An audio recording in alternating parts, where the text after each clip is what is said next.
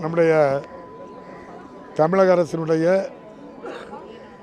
யோகா மற்றும் இயற்கை மருத்துவ கல்லூரி மறைந்த தலைவர் கலைஞர் அவர்களால் ஆரம்பிக்கப்பட்ட அரும்பாக்கம் கல்லூரி, அதுபோல் இன்றைய முதல்வர் மு.க. ஸ்டாலின் அவர்களால் கடந்த 2022ஆம் ஆண்டு ஆரம்பிக்கப்பட்ட சர்வதேச யோகா மற்றும் இயற்கை மருத்துவ அறிவியல் மையம் செங்கல்பட்டு, இவர்கள் இணைந்து நம்முடைய ஹோமியோபதி, அதாவது இயற்கை வைத்தியத்துக்கு ஒரு அவேர்னஸ் கிரியேட் பண்ணணுங்கிறதுக்காக ஒரு ப்ரோக்ராம் ஏற்பாடு செய்து என்னை அழைத்ததின் பேரில் நான் இந்த நிகழ்ச்சியிலே கலந்து கொண்டதை நான் பெருமையாக எண்ணுகின்றேன்.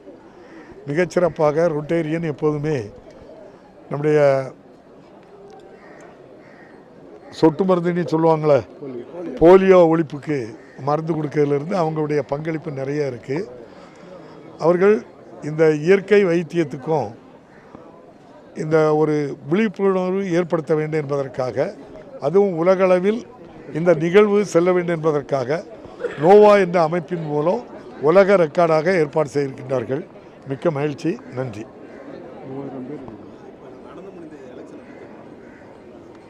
அது மகாராஷ்டிராலையும் ஜார்க்கண்ட்லேயும் தான் போய் கேட்கணும்.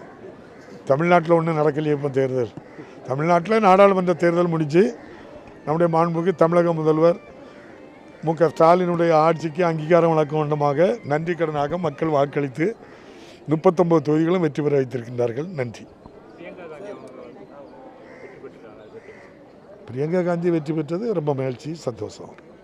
முதலமைச்சரும் சரி தமிழக அமைச்சர்களும் சரி பேசும்போது நீட் தேர்வுக்கு நாங்கள் எதிரானவர்கள், நீட் தேர்வு வழிமுறைகளே தவறுங்கிற மாதிரி பேசுகிறாங்க.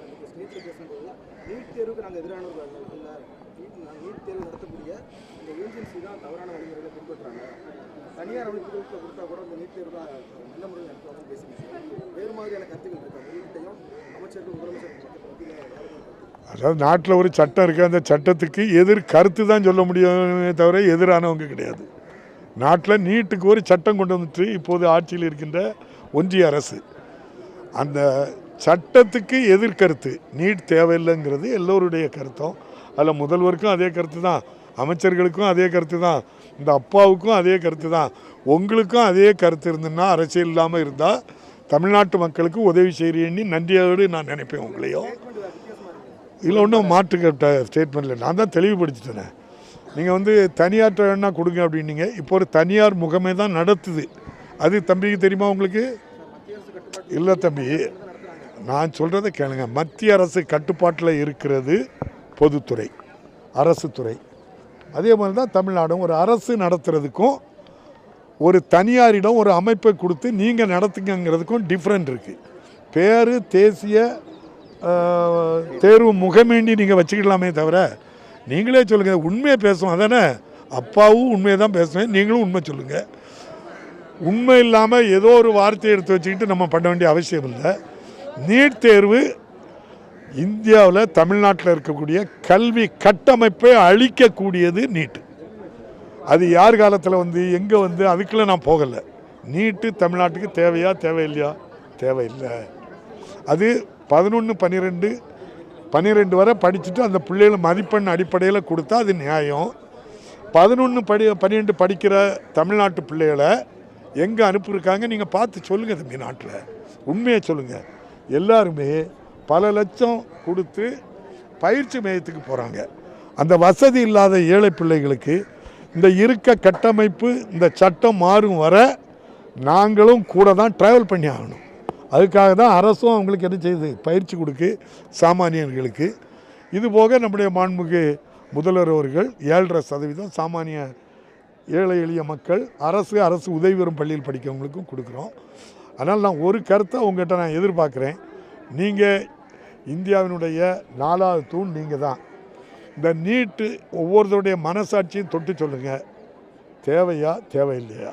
அது தேவையில்லைங்கிறனால தான் இந்த அரசும் இப்போது இருக்கின்ற துணை முதல்வரும் பல கோடி கையெழுத்தை வாங்கி ஒன்றிய அரசை திரும்ப பார்க்க சொல்கிறோம். சட்டம் இருக்கிற வரை அது கூட தான் என்ன செய்யணும், எல்லாரும் ட்ராவல் பண்ணணும். சட்டம் கல்விக்கு எதிரானது, சாமானிய மக்களுக்கு எதிரானது. அது ஒட்டுமொத்த தமிழக கல்வி கட்டமைப்பை அளிக்கிறது. இன்னொன்று கேட்டிங்களே தம்பி, இதை ஒன்று கேட்கலாம்ல தம்பி. கல்விக்கு கொடுக்கக்கூடிய சர்வ சிக்ஷா அபியான்னு முன்னால் இருந்து எஸ்எஸ்சி, இப்போ அந்த பேரை மாற்றிருப்பாங்க. அந்த பணம் தரதில் ஏன் தம்பி நம்ம கொடுக்க வரி பணத்தில் தானே வருது, அதை தாங்கன்னு சொல்லி நீங்கள் அவ்வளோ மீடியாவும் கேட்கணும்ல தம்பி.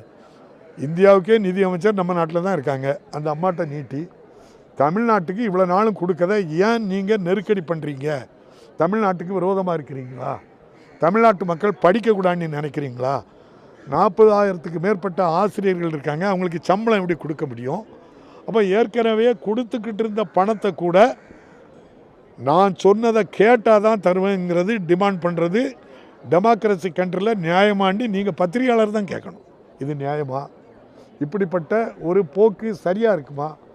ஒரு ஒன்றிய அரசு, மாநில அரசு, வி ஆர் இந்தியன், நம்ம எல்லாருமே இந்தியா, மாநில அரசு தமிழ்நாடு, நம்ம தமிழ்நாட்டுக்கு தரக்கூடிய பணத்தை ஏன் தடுக்கிறீங்கன்னு கேட்கணும்ல.